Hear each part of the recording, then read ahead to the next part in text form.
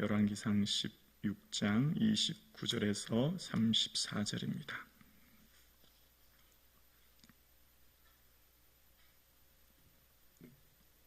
함께 고백드리겠습니다. 유다의 아사 왕 제38년에 오므리의 아들 아합이 이스라엘의 왕이 되니라. 오므리의 아들 아합이 사마리아에서 22년 동안 이스라엘을 다스리니라. 오므리의 아들 아합이 그 이전의 모든 사람보다 여호와 보시기에 악을 더욱 행하여 느바세 아들 여로보암의 죄를 따라 행하는 것을 오히려 가볍게 여기며 시돈 사람의 엣 바알의 딸 이세벨을 아내로 삼고 가서 바알을 섬겨 예배하고 사마리아에 건축한 바알의 신전 안에 바알을 위하여 제단을 쌓으며 또 아세라상을 만들었으니 그는 그 이전에 이스라엘의 모든 왕보다 심히 이스라엘 하나님 여호와를 노하시게 하였더라.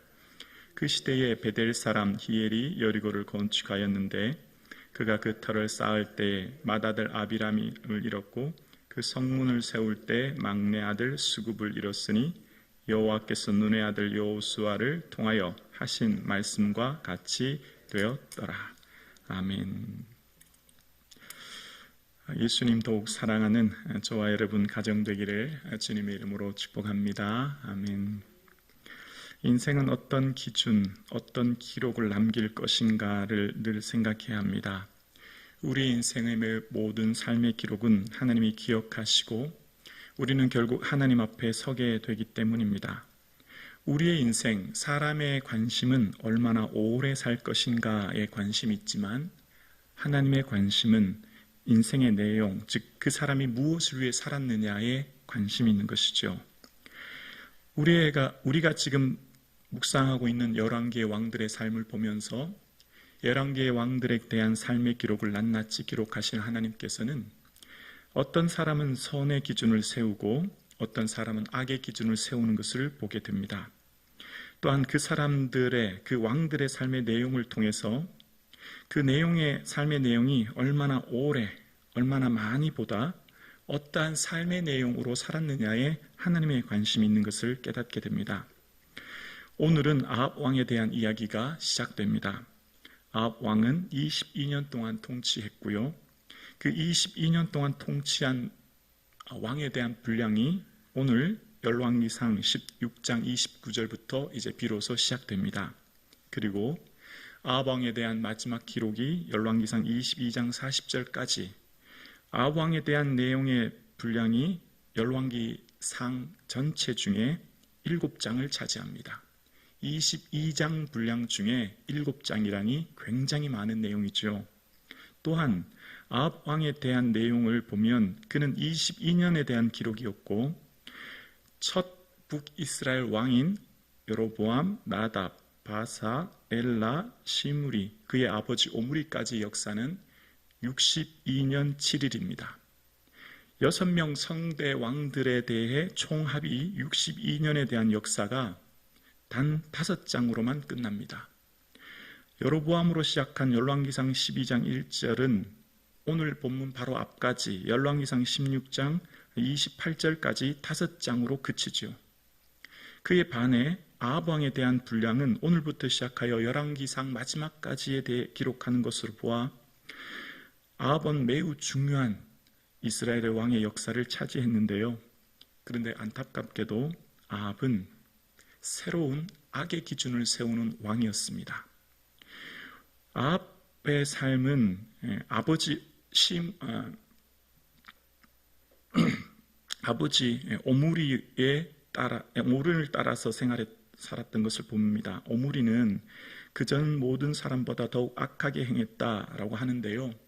오늘 아합은 오므리에게 했던 말씀을 그대로 30절에 하면서 그전 모든 사람보다 여호와 보시기에 악했다는 말, 아버지에게 했던 단어인데요. 근데 아합에게는 또 다른 말이 30절에 나와요. 30절에 보면 또 아세라상을 만들었으니 그는 그 이전에 이스라엘의 모든 왕보다 심히 이스라엘 하나님 여호와를 노하시게 하였더라, 이런 표현이 납니다. 그 이전 사람들보다, 그 이전 이스라엘 왕들보다, 이 표현이 지금 2번 반복되는 겁니다. 이렇게 히브리어의 반복은 강조를 말하는 것과 동시에 많다는 것이죠. 그러니까 지금 이 아합은 어떤 왕들보다 더 악했다라는 것을 이야기합니다. 아버지보다도 갈수록 더 악해지는 왕들의 모습을 보이면서 아합의 모습을 이야기합니다. 왜 이렇게 아합이 악한 왕이 되었을까요? 엣바알의 딸 이세벨과 결혼했기 때문입니다. 그로부터 악이 크게 시작된 건데요. 엣바알은 바알과 함께하는 자라는 뜻입니다. 바알과 함께하는 자의 딸을 데려와 시돈의 공주로 데려와 아내를 삼았으니 시돈과의 전략 결혼으로 국가를 튼튼히 하려고 했던 그의 계획과는 달리 이제 이스라엘은 아세라 상과 바알 상을 전국 곳곳에 만들게 되면서 우상 숭배가 왕으로부터 온 땅에 흘러넘치게 된 것이죠. 아합으로부터 시작된, 그러니까 정확하게 말하면 아합의 아내로부터 시작된 바알과 아세라에 대한 신전을 섬기는 것, 이것으로 말미암아 악이 이스라엘에 더욱 커지게 되었고 우상을 섬기게 되어서 하나님 보시기에 심히 악했다. 그래서 하나님 노하시게 되었다. 이런 표현을 하고 있는 겁니다. 그래서 아합 왕에 대해서 이후에 열왕기 하에 가면 아합의 집과 같이 이런 표현이 납니다. 아합의 집과 같이라는 표현은 또 다른 악의 기준이 된 거죠. 지금까지는 오늘 본문 앞절까지 늘 여로보암의 길이라는 표현 보았지 않습니까? 여로보암의 길을 따라라는 표현은 다 악한 사람에 대해서 붙일 때 여로보암이라는 표현을 썼습니다. 그런데 이 뒤에 보면 아합의 집과 같이라는 표현을 유다왕 여호람에게, 유다왕 아하시아에게 표현합니다. 무슨 말이죠? 아합이 새로운 악의 기준이 된 거예요. 오히려 여로보암이 행한 것을 가볍게 여겼다는 겁니다. 여로보암보다 더욱더 악한 왕이 되었다라는 표현을 하는 겁니다. 유다왕 여호람은 아합의 딸을 아내로 맡게 되었고요. 유다왕 아하시아는 아합 집의 사위가 됩니다. 그러니까 지금 아합의 인생은 악의 새로운 기준이 된 거예요. 하나님 보시기에 악한 왕의 새로운 기준이 된 겁니다. 그런 삶의 인생이 굉장히 많은 분량으로 기록되고 있는 거예요. 사람들은 얼마나 오래 사느냐에 관심이 있지만 하나님의 관심은 그 사람의 인생이 무엇이냐는 인생의 내용이 관심이 있는 겁니다. 무병장수가 우리의 소원이 아닙니다. 우리의 소원은 예수 그리스도 위에 살고 예수 그리스도 위에 죽고 예수 그리스도 위에 먹고 마시는 저와 여러분 되기를 주의 이름으로 축원합니다. 눈을 뜨든지 감든지 오직 예수 그리스도 그 십자가 보혈의 은혜를 부여잡고 예수님의 영광 위에 내 모든 삶을 드릴 수 있는 그런 은혜가 있기를 주의 이름으로 축원합니다. 우리의 인생은 쉽게 사라지고 없어지는 인생이 아니라 오늘 왕들에 대한 기록처럼 우리의 인생은 다 하나님의 기록 속에 남아있지요. 우리도 결국 하나님 앞에 서게 될 거예요.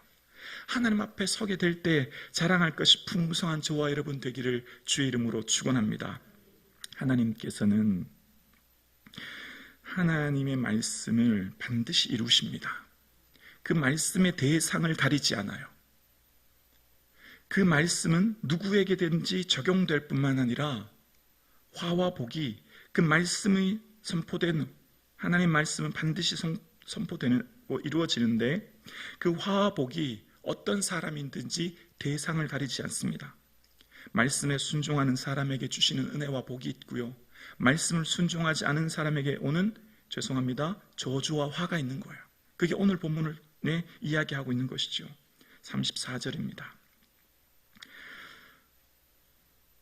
그 시대에 베델 사람 히엘이 여리고를 건축하였는데 그가 그 터를 쌓을 때 맏아들 아비람을 잃었고 그 성문을 세울 때 막내 아들 수굽을 잃었으니 여호와께서 눈의 아들 여호수아를 통하여 하신 말씀과 같이 되었더라.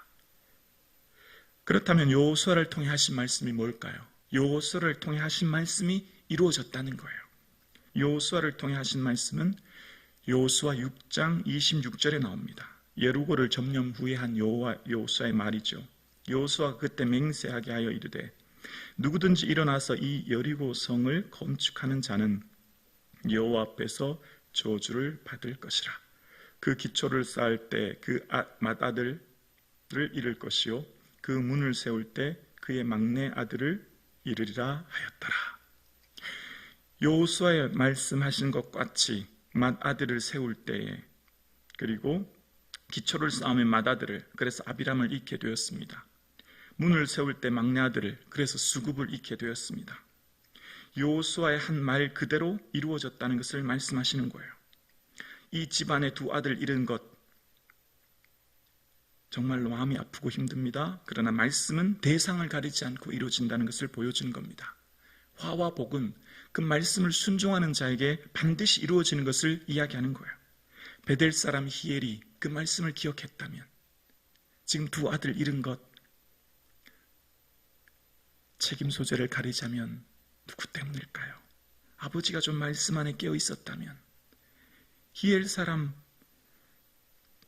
베델에 사는 히엘 사람이 이 말씀을 알았다면, 기억했다면, 이 터를 세우고 그럼 내 아들이 죽게 되고 성문을 세우면 막내가 죽는다는 것을 기억했다면 그는 이렇게 하지 않았을 거예요. 조금 더 넓은 범위의 책임 소재를 물어볼까요? 이렇게 왕이, 이 베델 사람 히엘이 여리고를 세울 때 아마 왕의 허락 없이 이것이 가능했겠습니까? 그럼 좀 더 크게 보면 한 국가를 통치하고 다스리며 국민의 생명과 안전을 지키며 말씀대로 올바로 통치해야 될 아합에게도 이 책임이 없을까요? 왕의 중요한 책무는 이방 나라와 정략 결혼해서 국가를 튼튼하게 하고 외교와 국방으로 나라를 견고히 세우려고 하는 것이 아니라 여호와의 말씀을 등사하여 매일 읽는 것이라고 누누이 신명기 선지자를 통해서 말씀하였는데 왕들은 그걸 깨닫지 못한 겁니다. 오늘 함께 예배드리시는 사랑하는 성도님, 우리의 가정과 우리의 교회가 말씀 안에 살아가는 것, 견고히 서가는 것, 오직 예수님의 은혜인 줄로 믿습니다. 오직 예수님의 은혜를 붙들고 예수님께 내어 맡기고 말씀 부여잡고 말씀대로 아이들을 양육하고 말씀대로 살아갈 수 있는 저와 여러분 되실 수 있기를 주의 이름으로 축원합니다.